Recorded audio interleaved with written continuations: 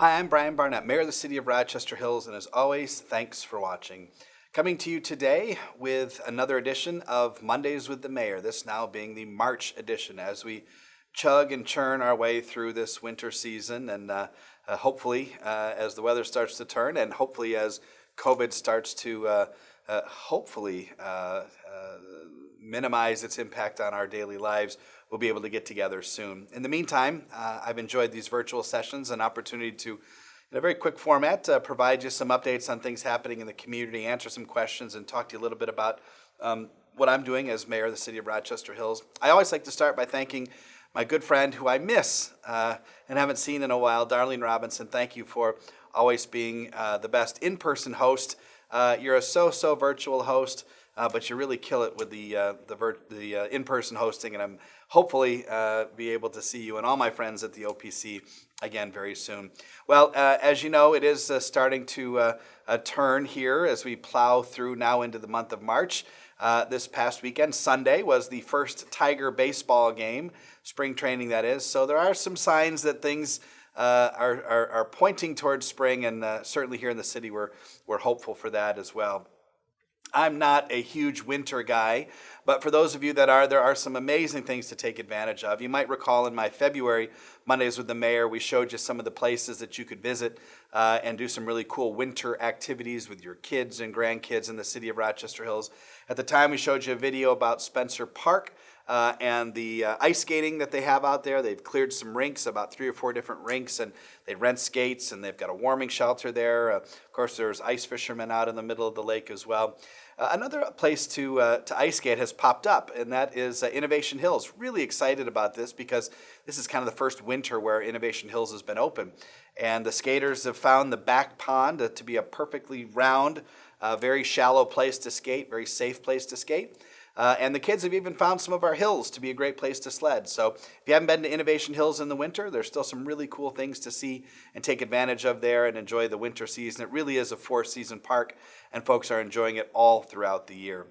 Well, speaking of Innovation Hills, some exciting things happening. We are in the month of March now really starting to move forward on the playground. It's about a $4 million playground. I think it's going to be the coolest playground in Michigan when it's all done. Some really unique features. It's going to be accessible for people of all ages and all abilities.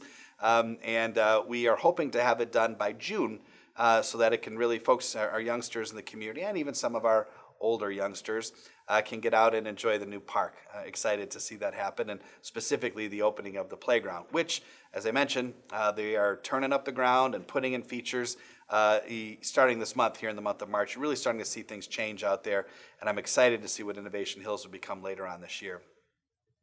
The city's doing well. Obviously, you know that so much of our life has been upended by the pandemic. When I was here last, we talked about the vaccine and the vaccine challenges and distribution. As many of you know, probably some of you watching have gotten the vaccine through various channels. Probably others of you are waiting. The most recent information we have here at the city is that there are about 350,000 people on the Save Your Spot wait list at Oakland County, and they're getting about 8,000 doses a week. Now, at that current rate of doses, it'll take 40 weeks to get to everybody on the list. That being said, I think there's some understanding and belief that the number of dosages will increase and that that number will come down and that time frame will shrink as well. But it still remains a challenging game. Someone described getting getting a vaccine sort of like getting Super Bowl tickets, and that shouldn't be the way it is. There's been some frustration on my part. I've advocated. I called our 2 county commissioners, Commissioner Kokendorfer and Kuhn, who do a great job for us here, but really challenged them to challenge our county leadership to try and do what they can do to get more dosages to the residents of Oakland County. I'll obviously help with that as well. But as you know, we follow the federal program, which distributes the dosages to the governors. The governors then determine the counties that get and the allotments that each county gets. And even within those counties, certain hospitals and other pharmacies are starting to get them as well. So the best thing I can tell you, if you're interested in getting a vaccine, is to stay connected to that Oakland County Save Your Spot. That's the location where we are told to direct everybody. And then they are directing some people out to other sources once they have your name, number, and information there. So Lord willing, we'll get through this, and as more vaccines are in the arms of our residents and the pandemic numbers continue to come down, we are hopeful. We've opened up City Hall, and City Hall is now open for in-person business. Still, most folks are choosing to do a lot of their business online. The pandemic has taught us that we can do almost everything we need to do online, and we advanced our technologies, improved our websites, and added a bunch of features that allow you to do just about everything from the comfort of your home. But if you want to come in and say hi, we are open to the public. As you know, restaurants are open now at 25% capacity through the end of the month of March with a 10 o'clock curfew, unless the governor chooses something different. And school is back in session for almost all of our students now. And my students, my youngsters, are not really youngsters anymore. They're both taller than me, if you can believe that. At Rochester High School, they go back to full 5-day-a-week education in the first week of March. So things are starting to get back to a sense of normalcy. We still have a long way to go, but thank you for your patience and your diligence and all the things you're doing to keep yourself safe. That's really important for us as a community. Those of you watching are probably in one of our protected classes, so we want to make sure you're doing everything you can to social distance, be smart, be safe, wear a mask, and do your part to keep, most importantly, you and your family safe. I talked a little bit about the restaurants, and that's really where my passion is. I've been doing a lot of advocating for both in Washington and in Lansing for federal funding for municipalities, but for the most part, the need for resources really exists with our restaurants and our small businesses. They've been on a lifeline for a very long time. And in order for a community to be healthy, it really needs to have healthy small businesses. And so we're doing a lot of things here. Over the course of the pandemic, we eliminated most of our fees related to small businesses and permitting. We changed a lot of our signage ordinances to allow them special signs.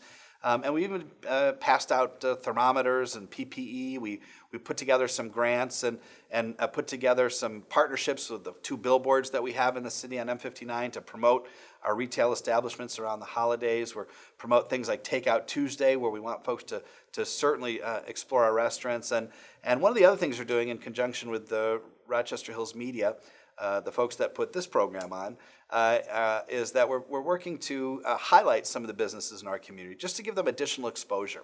We got one of those first videos we did that I'll show you at the conclusion of my remarks for a place called Honey Tree Grill. We're careful not to promote them outside of saying this is a tax-paying business in our community, but we want you to take advantage of these, take a look at them, maybe visit a place you haven't been, and do your part in helping keep our local economy strong.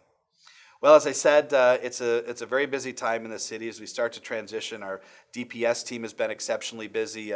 They've had a couple nuisance snowfalls, and then, as you know, a week and a half or so ago, a pretty good-sized snowfall, 7 to 8 inches. The whole city cleared in about 24 hours with very few complaints. My hat's off to the amazing men and women of the Department of Public Services for the tremendous work that they do in order to keep our city streets safe, especially during snow.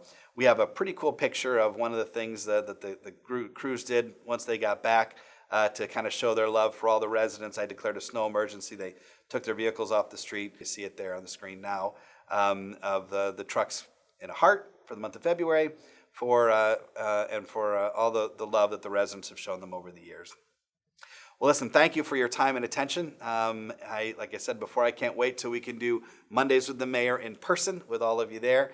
If there's anything I can do to help in the meantime, feel free to contact me at the City Hall here at 248-656-4664, or you can always email me. It is my privilege, ultimate privilege, and high honor to serve as your mayor now for the 14th year in a row. I hope to see you soon, my friends at OPC. Stay safe, and God bless. We'll see you in April.